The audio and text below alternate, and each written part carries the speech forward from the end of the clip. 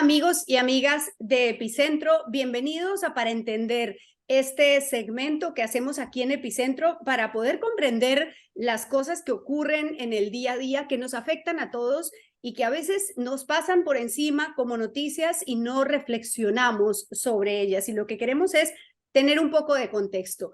En los últimos días y realmente desde el momento en el que ocurrió el fallido golpe de Estado de Pedro Castillo, pues el presidente de México, Andrés Manuel López Obrador, ha sido muy duro, muy crítico del gobierno de Dina Boluarte, se ha negado a reconocer su legitimidad y ha criticado todas sus decisiones, incluida, por supuesto, el uso de la fuerza y el tema de los muertos en las protestas. Entonces, esas críticas de López Obrador, aparte del asilo político a la familia del presidente Castillo, han caído muy mal y terminaron en la decisión que tomó el fin de semana el gobierno de traer definitivamente al embajador de Perú en México y dejar la relación de los dos países a nivel de encargados de negocios.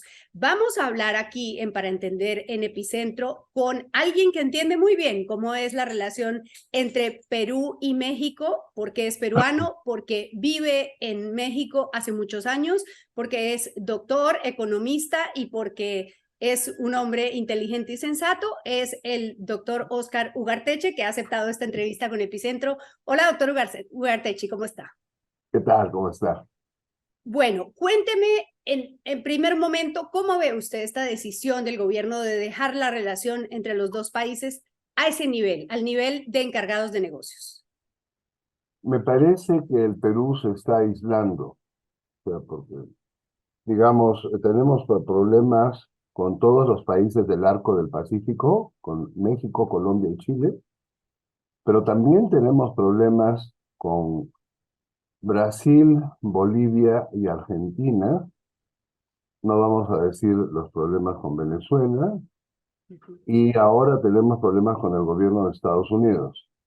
Tenemos problemas con Naciones Unidas, con la OEA, con la Corte Interamericana.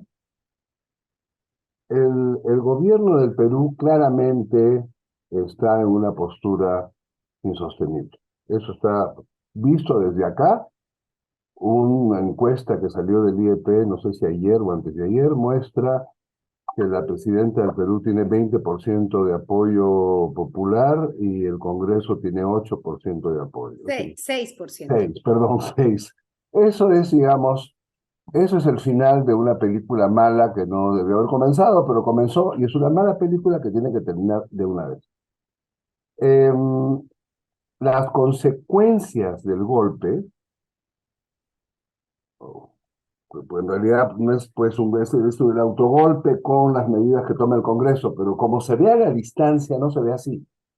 A la distancia lo que se ve es que el Congreso hostigaba al presidente, hostigaba al presidente, hostigaba al presidente hasta que lo echó. Así es como se ve. Eso es, digamos, si tú leías el periódico, tú lo que veías era el hostigamiento del Congreso al presidente y en un momento lo echan. Ajá. Y esas 2 horas que todos miramos apasionadamente como en una mala telenovela, donde hace la mímica a Fujimori, esas 2 horas no son percibidas, no entienden que es así. Que es un poco lo que le pasa a la sociedad rural en el Perú. O sea, las encuestas en el campo te muestran que el 60% de la población, me parece que es, cree que le dieron un golpe. El 59, Pero, sí. pero fuera o no fuera el golpe, lo cierto es que lo que hay en ese momento como estructura de poder no tiene ninguna legitimidad. Y el presidente de México tiene, yo creo, varias cartas bajo la manga. Una es erigirse como un líder latinoamericano. En un momento en que México está comprometido con América del Norte hasta los dientes. Ajá. Pues, digamos, es tratar de contrapesar el nivel de amarre que tiene con Washington, mostrando hacia el sur una imagen de liderazgo. Ese es un tema. El otro tema, que es un tema más espinoso, es el tema del propio Arco del Pacífico. A México le tocó la, la presidencia del Arco del Pacífico el año pasado. Sí. pero no convocó la reunión. Ujú. Y este año, con el argumento de que no tenemos un gobierno legítimo, No lo no le da entiendo. la posta. Son 2 años sin convocar la reunión. ¿Por qué no quiere México convocar una reunión del Arco del Pacífico? Yo me pregunto, en el contexto de la guerra entre las grandes potencias, ¿será porque México tiene una posición tomada hacia Estados Unidos y el resto de Sudamérica tiene una posición tomada hacia China? Esa es una mirada desde la guerra de las grandes potencias, ¿no? Entonces, Ajá. son miradas encontradas. Una tercera tiene que probablemente ver con algo que es más de política interna, que es López Obrador se erige como el presidente de los pobres, y en la medida en que se erige como el presidente de los pobres y que estaba en comunicación con Castillo durante el año, hubo una misión que fue del gobierno de México al Perú. Ujú. Había una relación muy intensa entre el gobierno de México y el gobierno peruano. Él expresa lo que piensa que los pobres del Perú exigen. Ajá. Se está constituyendo como portavoz de los pobres del Perú. Ahora, a esto hay que añadir una suma de tonterías. Una, que a mí me ha parecido horrible, es que la rectora de la Universidad de San Marcos, que es la universidad hermana de mi universidad, yo estoy aquí en la UNAM, que es una Sí. universidad pública, le exija al Fondo de Cultura Económica, que es una casa editorial del Estado mexicano, que retire su tienda. Pero eso es un acto de hostilidad hacia el Estado mexicano, gratuito y deportivo, y además yo me imagino que el argumento de esta señora, que parece que es muy poco ilustrada, es porque el Fondo de Cultura Económica ha publicado en no sé cuántos volúmenes el Capital de Marx. Yo creo que es en 8 volúmenes. Entonces, claro, Mm. la edición exégeta del Capital está publicada por Fondo de Cultura. Entonces, ya no me acuerdo, o siglo XXI, no me acuerdo, pero es una de estas. Entonces, yo creo que esta mujer, que no sabe pues mucho, se imagina que el Fondo de Cultura es una agencia de filtración de ideas internacionales de comunismo, y entonces pide el retiro del Fondo de Cultura. Y en México eso sale como primera plana en el periódico. O sea, no es que Fondo de Cultura en México es Fondo de Cultura. Que en el Claro. Perú le da importancia a la cultura es un tema peruano. En el Como, mundo como estamos en un segmento que se llama Para Entender, quiero que usted nos explique qué es el Fondo de Cultura para México. ¿Qué es el Fondo de es, Cultura el Económica para Fondo de México? Cultura es la casa editorial que monta el gobierno mexicano en la década del 40 Ujú, para construir una cultura económica latinoamericana. ujú. Para eso la hace. Y entonces publica en México y distribuye Urbi et Orbi por toda América Latina a todos los autores latinoamericanos que en ese momento escribían, que incluían a Rómulo Ferrero, que era austriaco, no era estructuralista. O sea, publicaba a todos. Estaba haciendo cultura económica. Eso es lo que estaba haciendo. Y Sí. lo hizo, lo hace en grande, lo sigue haciendo. Bajó un poco, pero ahora está recuperándose, con la idea de crear una especie de cultura económica común latinoamericana. Para ahí iba. Y se Mm. medio construyó una cultura común latinoamericana. Entonces, es una casa editorial sumamente importante. Es Mm. importante, es prestigiosa, es grande, y el director de Fondo de Cultura es Paco Ignacio Taibo II, un escritor que es Extraordinario. mano derecha del presidente. Sí. Digamos, conversa con el presidente y se ve con el presidente por lo menos una vez por semana. Entonces, esa es la relación. Ajá. A Ese es esa el casa nivel. editorial es a la que le han dicho, saque su tiendita de aquí y váyase a su casa. O sea, ¿qué Ujú. pasó? Claro. Y esto, claro, En- esto más el retiro del embajador lleva, porque el retiro del embajador solo no lleva al retiro de la Feria de Lima. El retiro de la Feria de Lima es la suma de ambas cosas. claro. Ya. ¿Sí? Entonces, digamos. para resumir, lo que usted nos ha dicho es lo que se ve desde fuera es una arbitrariedad tras otra, digamos. Son decisiones que toma el gobierno y sus aliados que son arbitrarias y que son cuestionables por parte de, digamos, de cualquier persona, que pueden ser cuestionables. Ahora, también es verdad que hay un principio de no intervención, un principio en el que México ha sido líder de no intervención, que ha empujado durante toda su historia, que hace parte del ADN, digamos, de la política y la tradición mexicana. ¿Cómo conjuga López Obrador la tradición mexicana de la no intervención con este mañanero en el que le da un día tras otro a la presidenta? Sí, bueno, en 60 días ha tenido 20 intervenciones sobre el Perú. Ajá, Yo creo que eso es Arco del Pacífico. ajá, Yo creo que eso es decirle a América Latina, yo estoy contigo, decirle sobre todo a los colegas del Arco del Pacífico, a Colombia y a Chile, yo estoy contigo ante el tema del Perú, sí, y decir, yo no soy pro Washington, yo soy pro América Latina. ya. Cuando en realidad a mí ya no me queda claro pro qué es. O sea, digamos, las conversaciones con América del Norte y las revelaciones que salen sobre los acuerdos de México bajo la mesa con América del Norte son sumamente delicadas y estos discursos tapan eso. Entonces, Claro. hay una razón de política interna y hay una razón de política internacional para meterse en un tema que no es tema.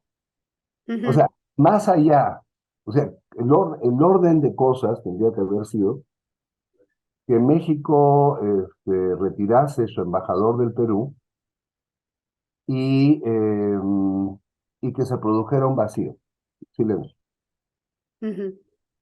Digamos. El silencio es la censura. Ahí está la Ya. censura. En el silencio está la censura. Pero no. O sea, hay esta cosa constante que te hace pensar que hay un tema ulterior, que es otro el tema, que es un tema que nos está distrayendo de los problemas centrales. Y ayer, conversando con una persona, me hizo ver y recordar, yo me había olvidado, que durante la presidencia pro tempore del Arco del Pacífico de México, México no convocó la reunión. Claro, claro, porque Entonces, si no no le convoca la interesa. reunión un año y al año siguiente tampoco se convoca porque México decide que el gobierno que lo recibe no está a la altura, Ujú. ¿qué está haciendo México con el Arco del Pacífico? Es la Claro, pregunta. sí. Y yo me hago la Ahora, pregunta. Y espero hacérsela a alguien de la Cancillería mexicana si lo encuentro en un futuro sí. próximo, Y porque es una esperamos que nos cuente preguntaza. si consigue que le contesten. A ver, sí, sí, porque sí es una preguntaza, ¿no? O sea, Claro, qué pasa con México y el Arco del Pacífico cuando México fue uno de los impulsores del Arco del Pacífico? sí. Y de repente viene esta marcha atrás y los empresarios adentro del Arco del Pacífico son los empresarios más industrializados. Ujú. Lo que se exporta a través del arco es más bien productos no tradicionales, más que Sí. minerales. Y, Ahora, mm, ya, pero, para analizar la legitimidad de López Obrador para hacer estas críticas, también podría uno decir que López Obrador está golpeando los organismos electorales y que eso es un golpe directo a la democracia.